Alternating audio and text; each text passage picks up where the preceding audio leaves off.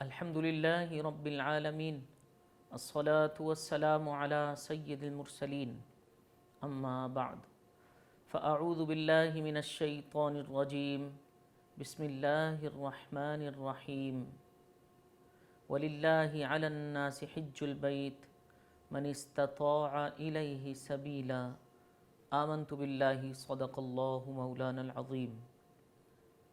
عزیزان محترم، آج کی نشست میں ہم حج کے ارکان، حج کے مناسک، حج کے اعمال کے بارے میں سنیں گے۔ اللہ تبارک و تعالی نے صاحب حیثیت مسلمانوں پر حج فرض فرمایا ہے۔ قرآن مجید فرقان حمید کی سورہ آل عمران کی آیت میں اللہ تعالی ارشاد فرماتا ہے وَلِلَّهِ عَلَى النَّاسِ حِجُّ الْبَيْتِ، اللہ کی جانب سے لوگوں پر ایک فرض ہے کہ وہ اس کے گھر کا حج کریں، زیارت کریں۔ من استطاع الیہ سبیلا، جو وہاں پر جانے کی استطاعت رکھتا ہو۔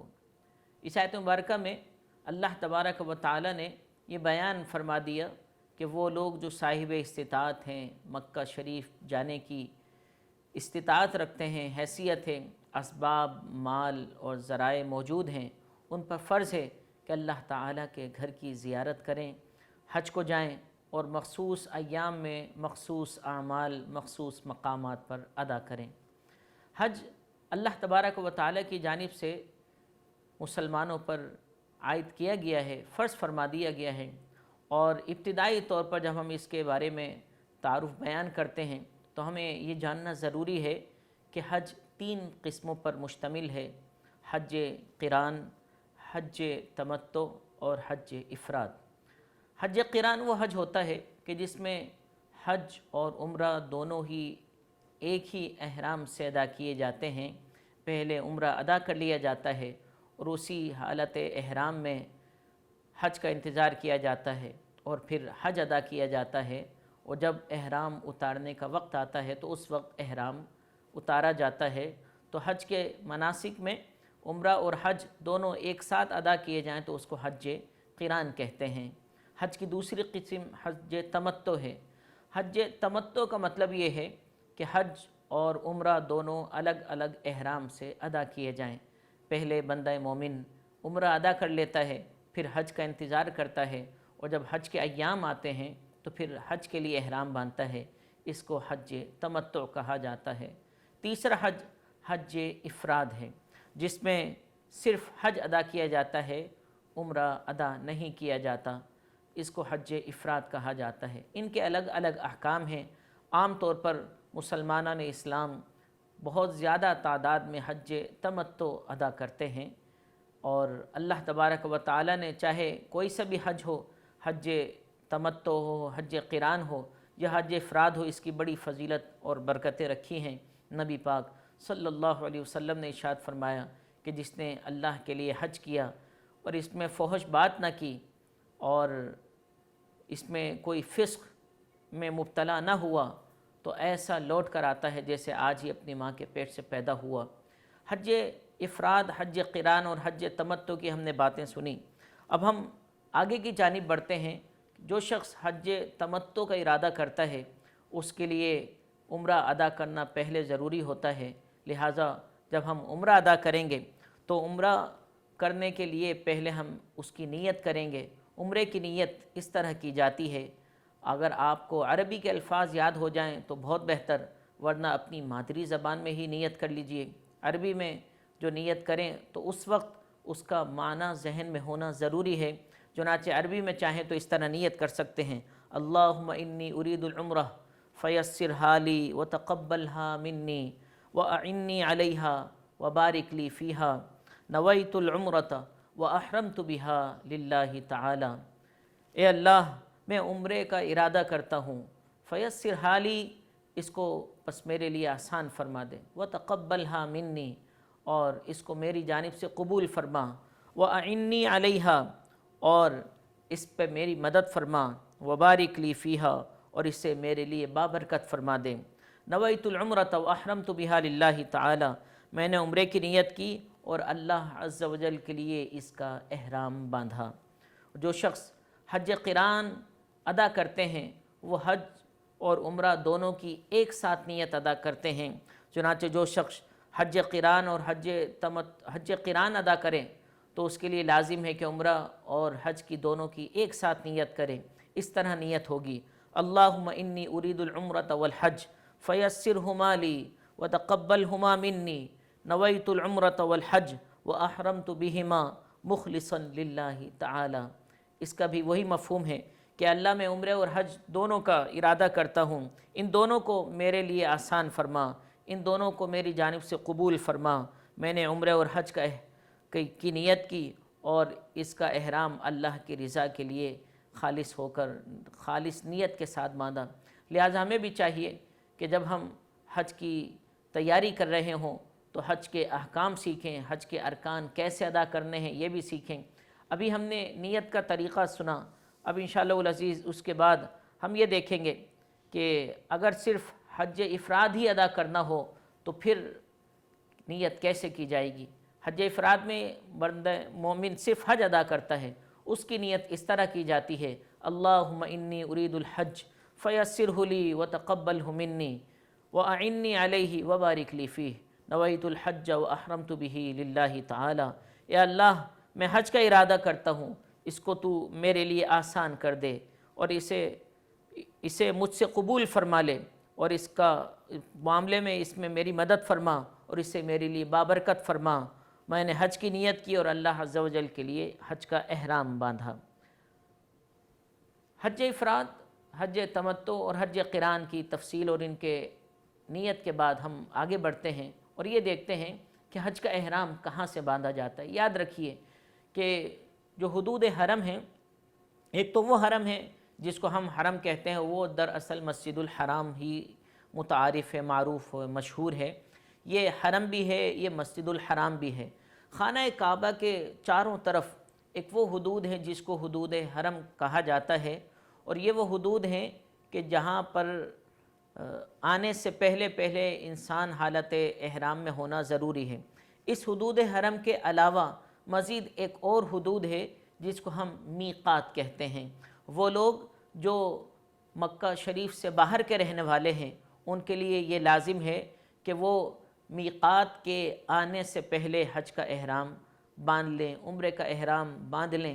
اگر کوئی شخص بغیر حج کا احرام باندھے، عمرے کا احرام باندھے میقات کے اندر داخل ہو جاتا ہے تو ایسی صورت میں اس نے جنایت کا ارتکاب کیا اور اس پر پھر دم وغیرہ کی صورتیں لازم آ جاتی ہیں۔ دم کا مطلب قربانی ادا کرنا۔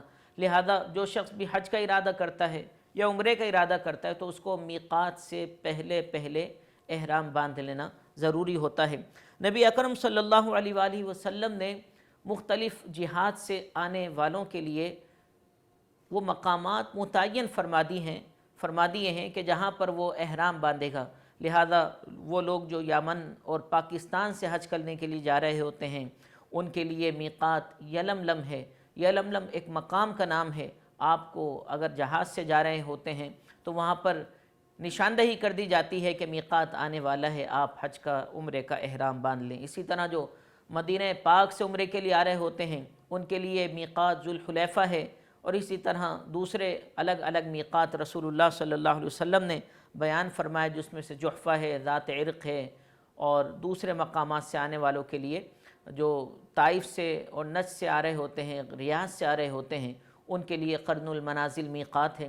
لہٰذا ہمیں ان احکام کا جاننا بے حد ضروری ہے۔ جب ہم نے یہ جان لیا کہ ہم عمرے کا اور حج کا احرام کہاں سے باندھیں گے تو اب ہمارے لیے یہ لازمی ہے کہ ہم یہ جانیں کہ جب ہم نے احرام باندھنا ہے تو اس کی ترتیب کیا ہوگی۔ سب سے پہلے بندہ مومن کو چاہیے کہ اچھی طرح غسل کرے اور اچھی طرح سے اپنے بدن کے میل کو صاف کرے۔ غسل کرنے کے بعد مرد احرام باندھے گا، اور عورتوں کے لیے احرام ان کے وہی کپڑے ہیں جو لازمی وہ پہن رہے ہوتے ہیں۔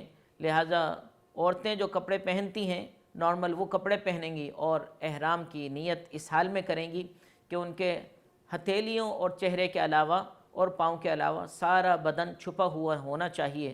مردوں کے لیے احرام 2 سفید چادریں ہیں۔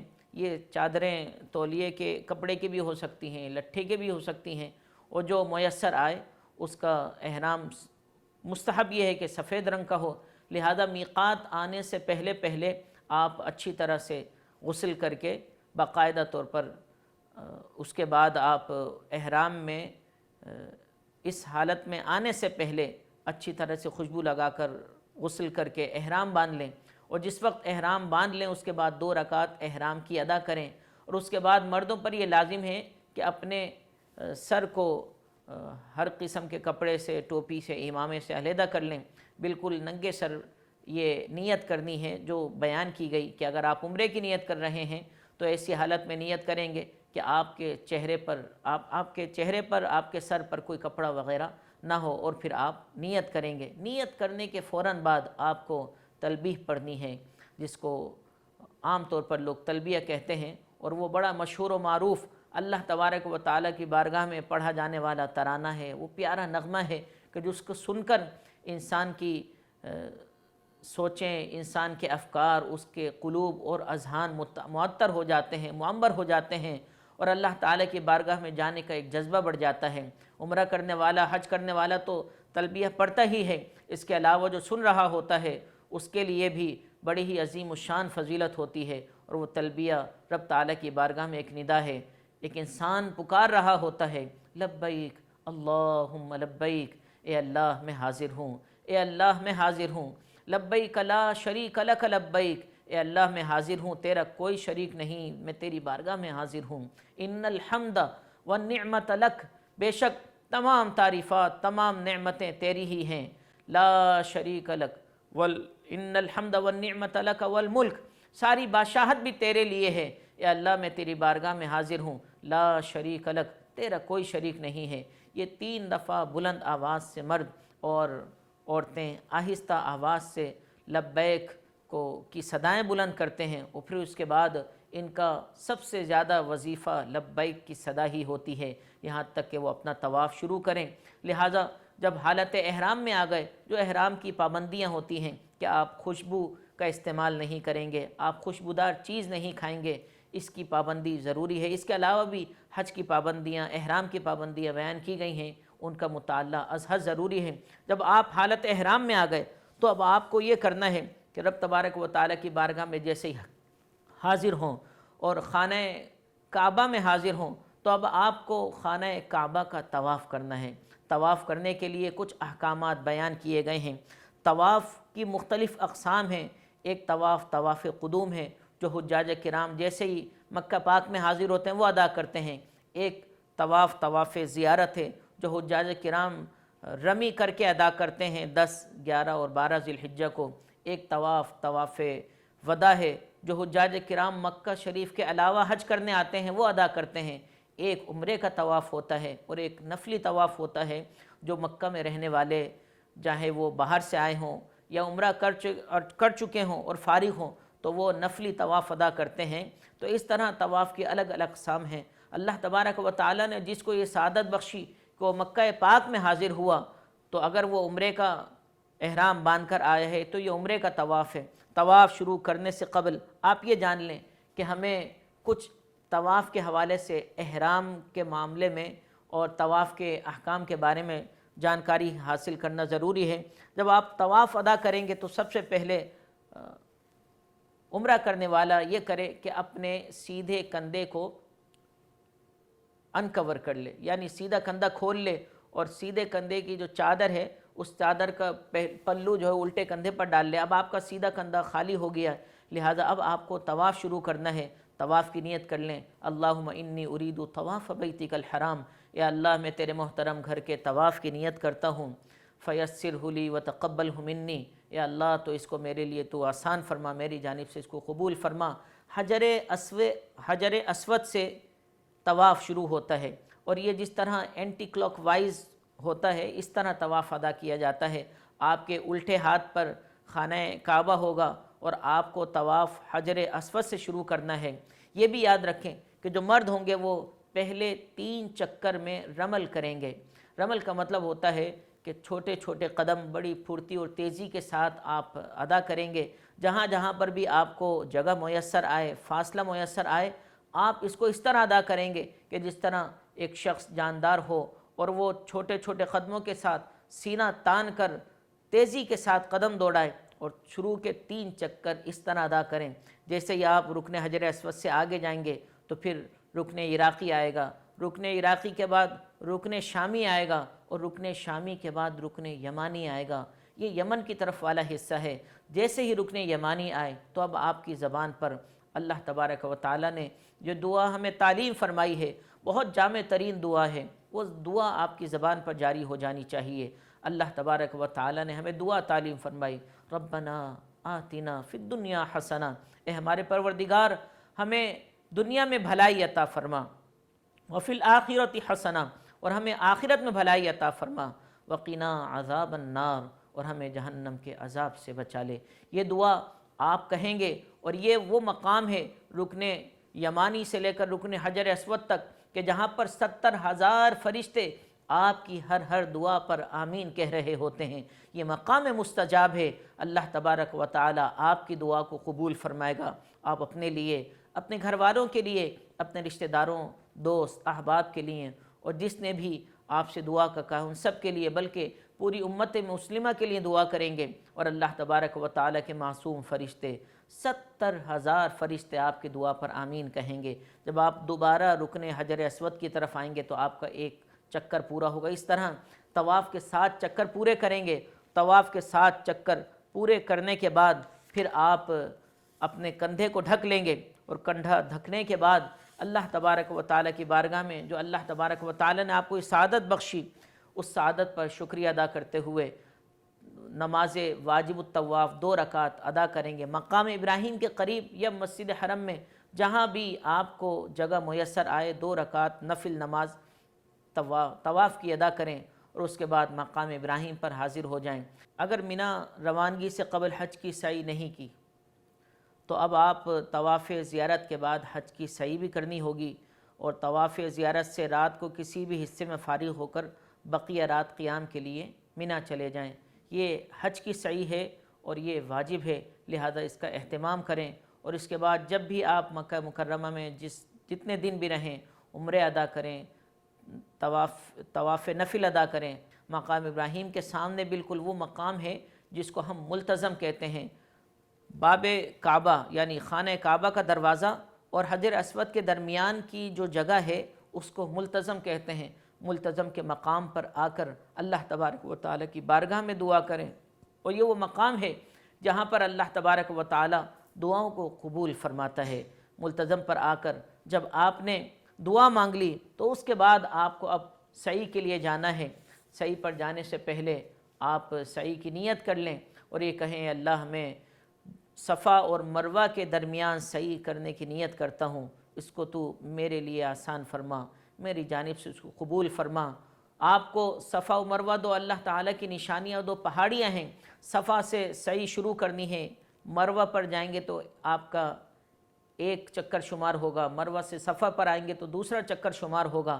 اس طرح آپ کو 7 چکر کرنے ہیں، اور اس صفا اور مروہ کے درمیان 2 ایسے مقام آتے ہیں جن کو میلینی اخضرین کہتے ہیں۔ یہ گرین ٹیوب لائٹس ہوتی ہیں جس کے بیچ میں آ کر جیسے ہی گرین ٹیوب لائٹ شروع ہوں، ہری بتیاں شروع ہوں، اس وقت مرد حضرات تھوڑی سی تیز رفتار میں دوڑتے ہوئے چلیں گے، اور جیسے ہی گرین لائٹس ختم ہوں تو پھر دوبارہ اپنی رفتار کو آہستہ کر لینا ہے۔ ہر چکر میں آتے اور جاتے آپ کو میلین اخضرین کے درمیان تھوڑا سا دوڑنا ہے۔ جب آپ نے سعی پوری کر لی تو سعی پوری کرنے کے بعد 2 رکعت نفل ادا کریں، اور اس کے بعد پھر جو عمرہ ادا کرنے والے ہیں، جو حج تمتع کا عمرہ ادا کرنے والے ہیں، وہ تمام کے تمام حلق کے لیے چلے جائیں۔ حلق کا مطلب پورا سر منڈانا، اور قصر کا مطلب چوتھائی بال کے، جو آپ کے سر پہ بال ہیں ان کا چوتھائی حصہ کٹوا لینا۔ لہذا حلق افضل ہے اور تقصیر واجب ہے، قصر کرنا واجب ہے۔ لہٰذا آپ یا تو پورا سر منڈائیں جو سب سے افضل ہے، یا کم سے کم آپ کے سر پر جو موجود بال ہیں ان کو آپ چوتھائی حصہ اس کا کٹوا لیں۔ بعض حضرات یہ کرتے ہیں کہ اپنے سر پر ہلکے سے 4-5 جگہوں سے تھوڑے سے بال کٹوا لیتے ہیں اور اس کو سمجھتے ہیں کہ یہ قصر ہو گئی۔ یہ یاد رکھیں کہ عمرے میں قصر واجب ہے، اور قصر کا مطلب سر کے اوپر جو بال ہیں ان کا چوتھائی حصہ کٹ جائے۔ لہذا تھوڑے سے بال کٹوا لینے سے قصر ادا نہیں ہوگی۔ آپ اس میں اہتمام کریں۔ احتیاط کریں اور اپنے سر کے بالوں کو اچھی طرح سے جو بیان کی گئی شرائط ہیں اس کے مطابق کریں۔ انشاءاللہ العزیز یہ آپ کا عمرہ مکمل ہوگا۔ البتہ جو حج قران کرنے والے ہیں وہ اپنے بالوں کو نہیں منڈوائیں گے، بلکہ حج کے سیزن کا، حج کے موسم کا وہ انتظار کریں گے، اور پھر جیسے ہی حج کا موسم آئے گا، جو حج قران کرنے والے ہیں ان کا احرام بندھا ہوا ہے، اور جو حج افراد کرنے والے ہیں وہ حج کا احرام باندھیں گے، اور جو حج تمتع کرنے والے ہیں انہوں نے عمرہ پہلے سے ادا کر لیا اور اب حج کا احرام باندھیں گے۔ لہذا 8، 9، 10، 11 اور 12 یہ 5 ایام ٹوٹل ایام حج ہیں۔ اس کی بہت مختصر تفصیل آپ کے سامنے عرض کرتا ہوں تاکہ آپ آسانی سے اس کو یاد بھی کر لیں، سن بھی لیں اور اس پر عمل پیرا ہو جائیں۔ ہمارے لیے بڑی آسانی ہے، اللہ تبارک و تعالی نے یہ تمام مناسک پیارے آقا صلی اللہ علیہ وآلہ وسلم کے ذریعے ہمیں عطا فرما دی ہیں۔ لہذا جب آپ نے حج کا احرام باندھا اسی طرح آپ کو غسل کرنا ہے، اپنے احرام کو معطر و معمر کرنا ہے۔ احرام پہننے کے بعد آپ کو 2 رکعت نفل ادا کرنی ہے، اور نفل ادا کرنے کے بعد آپ نے حج کے لیے نیت کرنی ہے، اللہم انی ارید الحج فیسرہ لی وتقبلہ منی واعنی علیہ وبارک لی فیہ نویت الحج واحرمت بہ للہ تعالی۔ اسی طرح دعا کریں اور پھر آپ کے حج کے مناسک شروع ہو جائیں گے۔ حج کا پہلا دن 8 ذی الحجۃ الحرام ہے، اور 8 ذی الحجۃ الحرام کو مرد حالت پاکی میں آ کر اور عورتیں اپنے معمول کے کپڑے پہن کر اپنے پورے جسم کو ڈھک کر سوائے سر اور ہتھیلیوں اور اپنے پاؤں کے ہر حصہ تک کور کر لیتی ہیں، اور حج کی نیت کرتے ہیں اور تلبیہ پڑھتے ہیں، مکہ شریف سے روانہ ہو جاتے ہیں مینا کی طرف، اور نماز فجر کے بعد یعنی مینا میں آپ ظہر سے پہلے پہنچ جائیں، اور مقام مینا پر 8 ذی الحجۃ الحرام کو آپ ظہر کی، عصر، مغرب، عشاء اور اگلے دن کی فجر ادا کریں گے۔ یہ اس طرح آپ کا حج کا پہلا دن مکمل ہو گیا۔ اب دوسرا دن یوم عرفہ ہے، یہ حج کا سب سے عظیم ترین، اہم ترین دن ہے۔ وقوف عرفہ کی فضیلت ہم نے پچھلی نشست میں سنی کہ آج کے دن اللہ تبارک و تعالی اپنے بندوں کو معاف فرما دیتا ہے، اپنے بندوں پر فخر فرماتا ہے، شیطان رسوا کر دیا جاتا ہے، شیطان حقیر، ذلت و خواری اس کا مقدر ہوتی ہے۔ چنانچہ آج کا دن یوم عرفہ اہم ترین دن ہے۔ 9 ذی الحجۃ الحرام کو فجر کی نماز کے بعد مینا سے حدود عرفات کے لیے روانہ ہو جائیں، اور وہاں پر جا کر عرفات کے میدان میں آپ کو ظہر پڑھنی ہے، ظہر اور عصر پڑھنی ہے، وقوف عرفات کرنا ہے، سورج ڈوبنے تک آپ کو وہیں پر ٹھہرنا ہے، حالت احرام میں اللہ تبارک و تعالیٰ کی بارگاہ میں لبیک کی صدائیں بلند کرنی ہیں۔ یہ وہ وقوف عرفہ ہے کہ جس کے لیے نبی پاک صلی اللہ علیہ وآلہ وسلم نے ارشاد فرمایا، جس کا مفہوم اور خلاصہ یہ ہے کہ اللہ تبارک و تعالیٰ وقوف عرفہ میں سارے کے سارے یہاں تک کہ بڑے بڑے گناہوں کو معاف فرما دیتا ہے، اور اللہ تبارک و تعالیٰ سارے حقوق اللہ اپنے ذمہ کرم پر لے لیتا ہے، اور اللہ تعالیٰ اپنے حقوق یوم عرفہ میں معاف فرما دیتا ہے۔ آپ عرفات کے میدان میں ہوں گے، غروب آفتاب تک آپ کو تلبیہ، استغفار، تیسرا کلمہ سبحان اللہ والحمد للہ ولا الہ الا اللہ واللہ اکبر پڑھنا ہے، اور اب یہیں پر آپ قیام کریں گے۔ مغرب کا وقت یہیں پر آنا چاہیے۔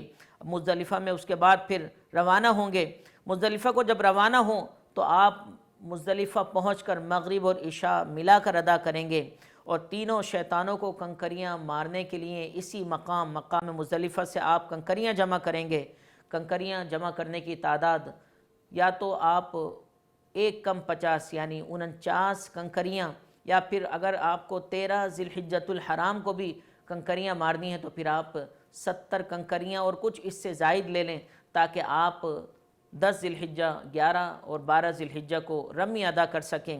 لہذا مزدلفہ میں قیام کریں اور یہاں پر اللہ تعالیٰ کی بارگاہ میں لو لگائیں، تلبیہ، استغفار پڑھتے رہیں، اور طلوع آفتاب سے قبل مینا کو روانہ ہو جائیں۔ اب حج کا تیسرا دن آتا ہے، اور یہ 10 ذی الحجۃ الحرام ہے۔ دنیا بھر میں مسلمان نماز عید ادا کرتے ہیں، قربانی کرتے ہیں، مگر حجاج کرام یہاں پر حج کی قربانی ادا کرتے ہیں۔ وہ لوگ جو حج قران کر رہے ہوتے ہیں، حج تمتع کرتے ہیں، وہ حج کے شکرانے کی نیت میں اللہ تعالیٰ کی بارگاہ میں قربانی کرتے ہیں۔ چنانچہ آج کے دن جو ترتیب وار کام رسول اللہ صلی اللہ علیہ وسلم سے ہمیں بیان کیے گئے وہ یہ ہیں کہ ہم مزدلفہ میں فجر کی نماز ادا کرنے کے بعد مینا روانہ ہو جائیں۔ پہلے دن صرف بڑے شیطان کو، جس کو جمرۃ العقبہ کہتے ہیں، 7 کنکریاں ماریں گے۔ اس کے بعد پھر قربانی کریں گے، اور اپنے ہاتھ سے یا کسی اور کو آپ اپنا وکیل بنا کر قربانی کروائیں۔ البتہ معاملہ یہ ہوتا ہے کہ بعض دفعہ ٹوکن دے دیے جاتے ہیں اور آپ سے پیسے وصول کر لیے جاتے ہیں۔ اس میں یہ احتیاط رکھیں کہ جب آپ ٹوکن دیتے ہیں اور آپ کو ٹوکن دے دیا جاتا ہے اور آپ اس کے پیسے دے دیتے ہیں، تو اس میں شیورٹی نہیں ہوتی کہ آپ کی قربانی کب ہوئی۔ اگر آپ نے قربانی کرنے سے قبل اپنا حج کا احرام کھول دیا، حلق کروا لیا، قصر کروا لیا، تو اس پر دم لازم ہو سکتا ہے۔ 10 ذی الحجۃ الحرام کے جو کام ہے کہ سب سے پہلے آپ کو بڑے شیطان کو کنکریاں مارنی ہیں، اس کے بعد قربانی کرنی ہے، قربانی کرنے کے بعد آپ کو حلق اور قصر کرنا، یہ تینوں بالترتیب واجب ہیں، لہٰذا اس میں احتیاط کریں، اور جب آپ کی قربانی ہو جائے حلق اور قصر کریں، اور اس کے بعد آج کے دن یا 11 ذی الحجہ کو یا 12 ذی الحجۃ الحرام کو طواف زیارت کے لیے حاضر ہو جائیں۔ اب حج کا چوتھا دن آتا ہے، یہ 11 ذی الحجۃ الحرام ہے۔ مینا میں آپ کو رمی کرنا ہے، اور یہ زوال کے بعد سے لے کر صبح صادق کے درمیان آپ رمی کر لیں۔ اگرچہ رات کو رمی کرنا مکروہ ہے، اور اس میں آپ یہ کریں گے کہ 11 ذی الحجۃ الحرام کو سب سے پہلے چھوٹے شیطان کو 7 کنکریاں ماریں، پھر درمیانے شیطان کو، پھر بڑے شیطان کو کنکریاں ماریں۔ اور اگر آپ نے 10 ذی الحجۃ الحرام کو طواف زیارت نہ کیا تھا تو اب طواف کر لیں، اور دوبارہ رات میں مینا میں قیام کریں۔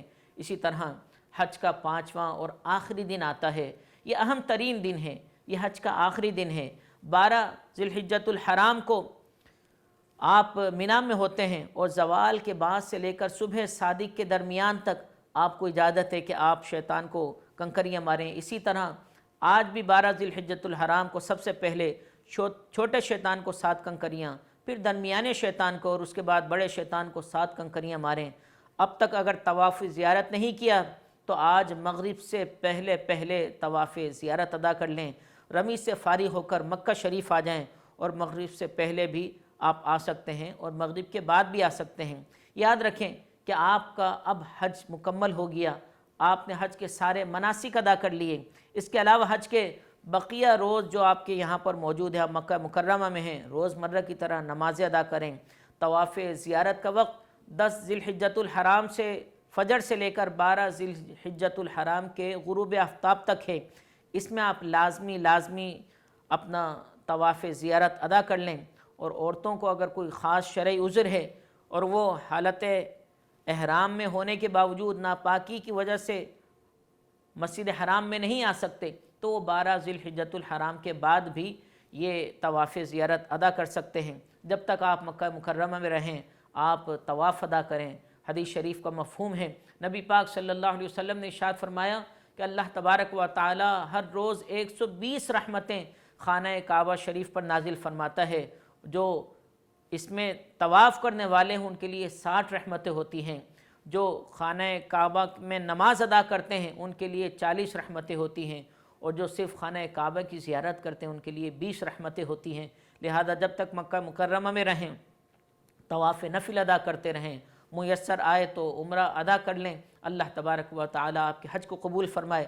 یہاں پر یہ بات وضاحت کرتا چلوں، اگر آپ 13 ذی الحجۃ الحرام کو مینا میں ہی قیام کرتے ہیں تو اگلے دن کی رمی کرنا بھی آپ کے لیے ضروری ہے، لہٰذا 13 ذی الحجۃ الحرام کو بھی آپ تینوں شیطانوں کو کنکریاں ماریں گے، اور پہلے چھوٹے شیطان کو، پھر درمیانے شیطان کو، پھر آخری بڑے شیطان کو کنکریاں مار کر آپ کے سارے حج کے مناسک پورے ہو گئے۔ بس وہ لوگ جو مکہ شریف کے علاوہ دوسری جگہوں سے حاضر ہوئے ہیں ان کو آفاقی حجاج کرام کہتے ہیں، ان کے لیے لازم ہے کہ جب بھی اپنے گھر کو چلیں اور پھر واپسی مکہ مکرمہ میں ان کی حاضری نہ ہو تو ان کے لیے لازم ہے کہ وہ طواف وداع یعنی آخری طواف، فائنل فیئرویل طواف ادا کریں، جیسے ہی اپنے گھر کے لیے رخصت ہوں۔ اللہ تبارک و تعالی ہماری جانب سے اس نشست کو قبول و منظور فرمائیں۔ یقیناً حج ایک اہم ترین رکن ہے ہماری زندگی کا، ہمارے دین کا۔ دین اسلام کا جو شخص حج ادا کر لیتا ہے اللہ تبارک و تعالی اس کو زندگی بھر کی خوشیاں عطا فرما دیتا ہے، اور یہ حج مسلمانوں کے لیے ثواب کا اجر کا باعث ہوتا ہے۔ جب بھی آپ حج پہ جائیں اللہ تبارک و تعالی آپ کو بار بار حج کی سعادت نصیب کرے۔ ہمیں ہماری پوری ٹیم کو اور پوری امت مسلمہ کو یاد رکھیں، اللہ تبارک و تعالی پوری امت مسلمہ کو عروج و ترقی نصیب فرمائے۔ آج کے نشست کا WMC والوں نے اہتمام کیا ہے، اللہ تبارک و تعالی ان کی اس نشست کو قبول و منظور فرمائے، ان کے اہتمام کو قبول فرمائے۔ اس میں جتنے بھی کام کرنے والے ہیں، احباب ہیں، ان سب کو ڈھیر و ڈھیر دنیا کی آخرت کی بھلائیاں نصیب فرمائے۔ اللہ تبارک و تعالی پھر سے امت مسلمہ کو عروج اور ترقی نصیب فرمائے۔ وآخر دعوانا ان الحمد للہ رب العالمین۔